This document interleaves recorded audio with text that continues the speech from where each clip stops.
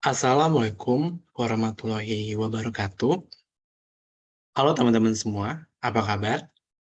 Semoga kita semua dalam keadaan sehat dan kita semua dalam keadaan bersukacita ya teman-teman semua.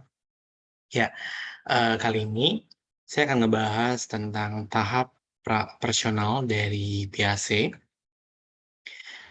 dengan memahami dan menganalisis perkembangan kognitif pada masa kanak-kanak awal. Dengan dosen pengampu, Ibu Puspa Rahayu UR, MPSI Psikolog. Nah, teman-teman semua, apa itu tahap operasional? Ada yang tahu teman-teman di sini? Nah, yuk kita sama-sama pelajari apa itu tahap operasional.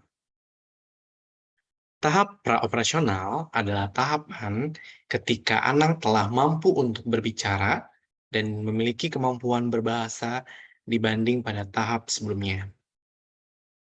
Kemunculan bahasa ini merupakan salah satu ciri utama dari tahap perkembangan praoperasional. Nah, tahapan ini berlangsung dari umur 2 sampai 7 tahun. Anak akan membangun pengalaman mereka tentang dunia di sekitar mereka, bahkan mereka dapat menggunakan pemikiran logis dan mampu membayangkan sesuatu. Nah, tahap operasional ini ada di mana perkembangan anak itu dimulai dari perkembangan bahasa dan juga perkembangan pergerakan anaknya. Sehingga di tahap operasional ini uh, kita akan mengenal beberapa karakter yang mendukung tentang penjelasan tahap praoperasional ini. Nah, 8 karakteristik dalam tahap operasional. Yang pertama, ada egosentrisme. Nah, anak berasumsi bahwa orang lain dapat melihat, mendengar, dan merasakan hal yang sama dengan yang mereka lakukan, tetapi mereka belum mampu untuk memahami sudut pandang orang lain dan apa yang orang lain rasakan. Yang kedua, ada pemusatan. Anak cenderung untuk fokus hanya pada satu aspek situasi dalam satu waktu. Dalam hal ini, mereka hanya dapat fokus pada satu aspek, misalnya panjang benda, lebar suatu gambar.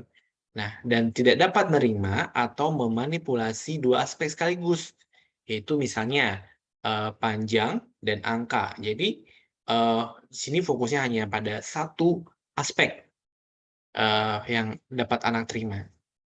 Selanjutnya yang ketiga adalah konservasi. Nah, konservasi ini berkaitan dengan pemusatan. Ini merupakan pemahaman bahwa kuantitas tetap sama bahkan jika kamu mengubah ukuran, bentuk, atau wadahnya. Nah, menurut Piaget ini menemukan bahwa kebanyakan anak itu tidak dapat memahami konsep ini sebelum dirinya berusia 5 tahun. Jadi, untuk anak usia 5 ke bawah, anak-anak itu menurut Piaget ini tidak bisa, apa ya, tidak bisa, eee, memahami gitu, walaupun kita sudah mengubah ukurannya, bentuknya, dan wadahnya. Nah, yang keempat adalah bermain paralel. Anak mungkin akan berbicara dan menggunakan ucapan mereka untuk bisa mengekspresikan apa yang mereka lihat, rasakan, dan butuhkan.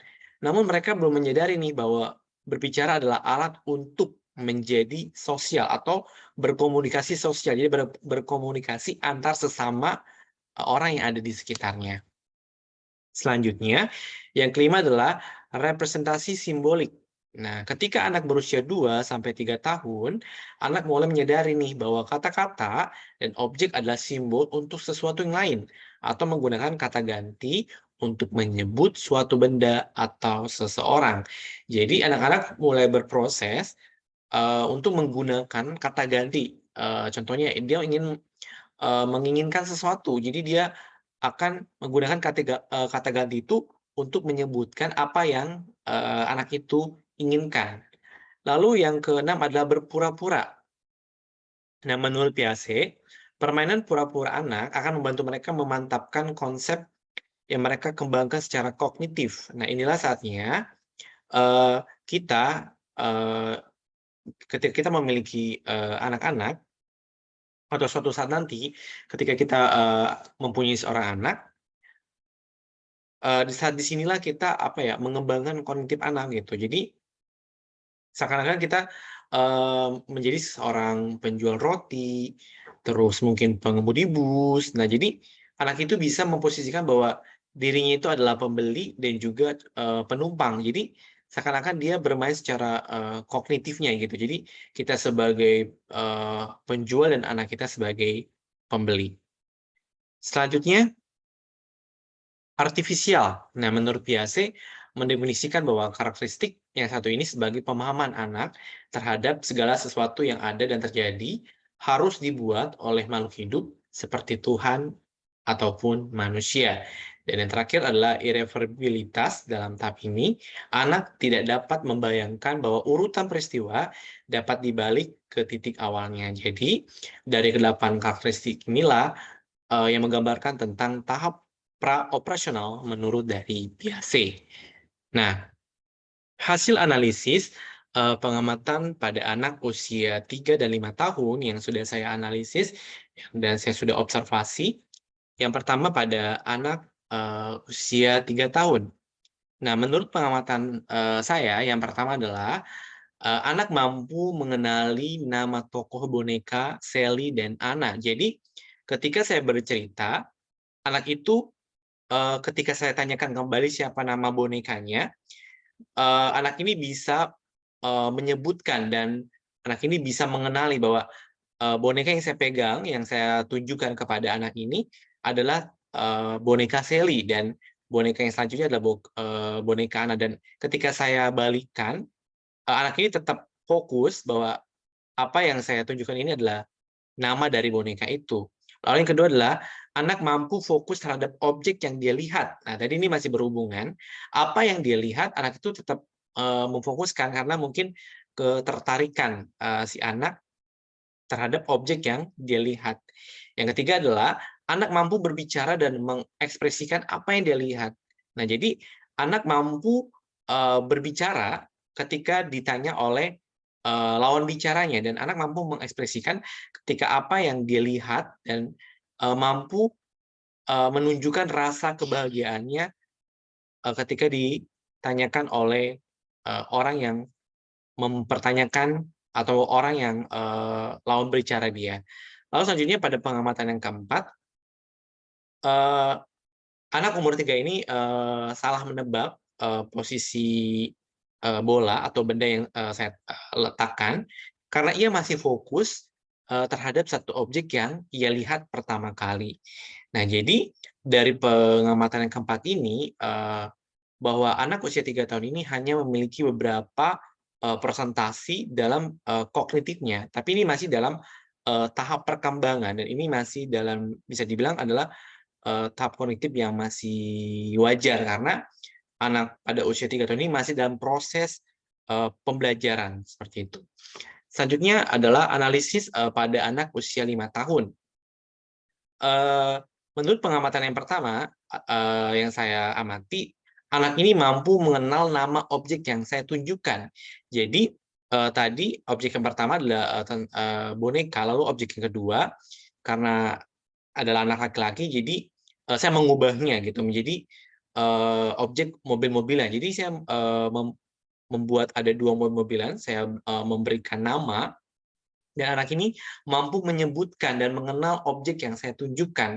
Lalu pada pengamatan yang kedua, anak mampu menunjukkan objek yang saya tanyakan. Jadi saya meminta anak ini untuk mengambil suatu benda yang ada di depannya dan anak mampu menunjukkan apa yang ditanyakan oleh si penanya atau saya menanyakan seperti itu.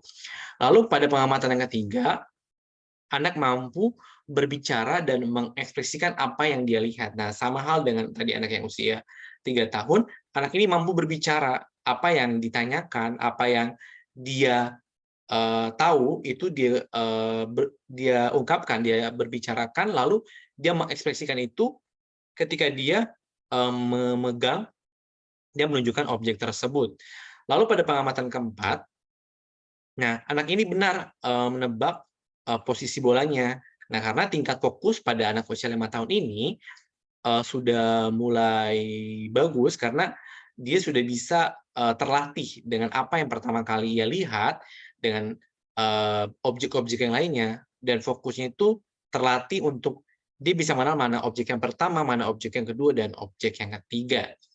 Nah, jadi pada kesimpulannya, analisis anak usia 3 dan 5 tahun ini, menurut PSI ini, disimpulkan bahwa perkembangan kognitif pada anak itu dipengaruhi yang pertama adalah kedewasaan, pengalaman fisik, pengalaman logika, matematis, lalu transmisi sosial, proses keseimbangan, dan proses pengaturan sendiri atau self regulation-nya.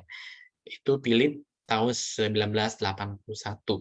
Nah, perkembangan perkembangan kognitif ini, pada anak ini, dalam tahap proses profesional ini, sangat harus bisa diamati oleh, kita sebagai, mungkin kakak, adik, atau mungkin orang tua untuk tetap, memperlihatkan gitu atau melihat, perkembangan anak dari umur 2 sampai umur 7 tahun gitu. Karena setiap, umur dari umur 2 3 dan seterusnya, anak itu akan terus mengalami proses perkembangan. Jadi, ketika anak umur 2 tahun ini masih belum tangkap, itu akan berjalan dengan sendirinya pada umur ketiga, keempat, dan seterusnya.